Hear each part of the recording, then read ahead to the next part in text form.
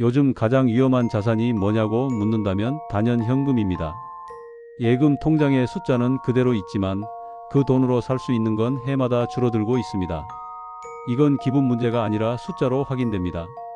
물가는 오르고 환율은 불안하고 정부와 중앙은행은 성장을 위해 돈을 더 풀겠다고 말합니다. 이런 환경에서는 현금을 들고만 있는 사람이 가장 먼저 뒤처집니다. 그래서 오늘은 투자를 해야 하나 말아야 하나? 이야기가 아니라 이미 투자를 해야 하는 시대라면 도대체 어떤 자산을 공부해야 하는지, 그리고 내년에는 어느 자산이 유리할 가능성이 높은지 올해 수익률 순서를 보면서 아주 구체적으로 이야기해 보려 합니다. 부동산은 빼고 말입니다. 먼저 올해 결과부터 정확히 짚고 가겠습니다.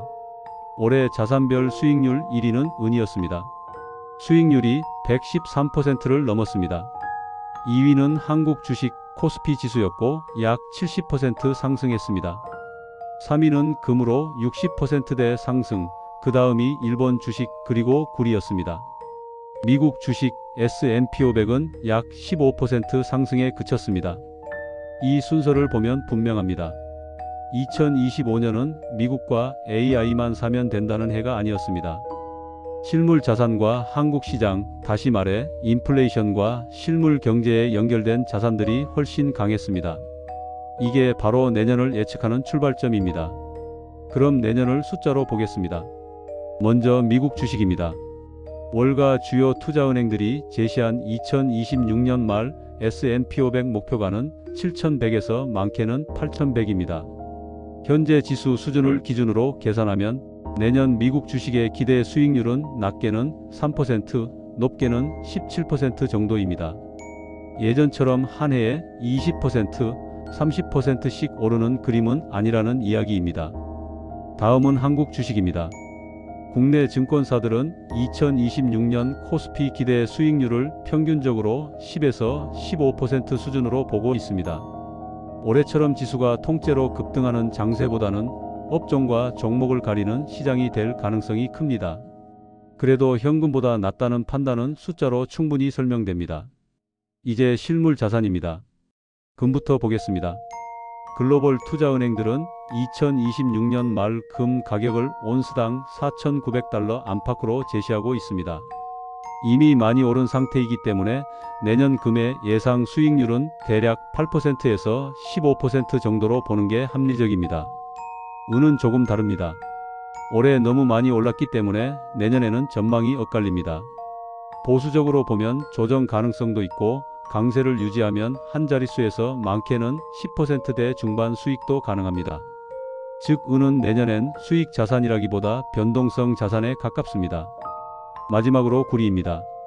골드만삭스는 조정을, CT는 추가 상승을 전망합니다. 내년 구리 수익률 전망 범위는 마이너스 10%에서 플러스 20% 이상까지 열려 있습니다. 이 말은 기회도 크지만 타이밍 실패 시 위험도 크다는 뜻입니다. 투자 이야기를 하다 보면 늘 이런 말이 나옵니다. 그건 전문가나 하는 거 아니야? 그런데 저는 요즘 생각이 조금 달라졌습니다. 복잡한 투자 말고 내가 이해할 수 있는 자산을 골라서 천천히 담아두자. 제 개인적인 사례를 하나 말씀드리자면 저는 2025년도에 연금저축 통장 안에서 ETF를 활용했습니다. 미국 주식 하나, 실물 자산 하나, 그리고 일본 주식 하나. 아주 단순하게 나눴습니다. 그런데 결과가 나쁘지 않았습니다. 오히려 마음이 편했습니다. 제가 연금저축 계좌에 담은 건 3가지였습니다. 첫째는 미국 S&P 500 지수를 따라가는 ETF, 둘째는 금 ETF, 셋째는 일본 니케이 225 지수 ETF였습니다. 미국은 여전히 세계 경제의 중심이고 금은 화폐 가치가 흔들릴 때 통장을 지켜주는 역할을 합니다. 일본은 오랫동안 정체돼 있다가 이제 막 움직이기 시작한 시장이지요. 이 3가지를 섞어 놓으니 어느 한쪽이 흔들려도 전체가 크게 출렁이지 않았습니다. 수익률도 나름 만족스러웠지만 무엇보다 이걸 왜 샀는지를 제가 설명할 수 있다는 점이 좋았습니다. 이제 이걸 일반적인 방법으로 정리해 보겠습니다. 중요한 원칙은 딱 하나입니다. 올해 수익률이 좋았던 자산 중에서 내년에도 역할이 남아있는 자산을 ETF로 나눠 담자는 겁니다. 미국 주식 ETF는 공격 자산입니다. 큰 폭의 상승은 기대하기 어렵더라도 장기적으로 꾸준히 성장할 가능성이 있습니다. 금 ETF는 방어 자산입니다. 수익률이 폭발적이지 않아도 위기 때 버텨줍니다. 일본 주식 ETF나 한국 주식 ETF는 기회 자산입니다. 시장 흐름이 맞을 때 수익을 보태주는 역할이지요. 이렇게 역할을 나누면 투자가 훨씬 단순해집니다. 여기에 한 가지를 더 붙일 수 있습니다. 바로 은이나 구리처럼 변동성이 큰 자산입니다.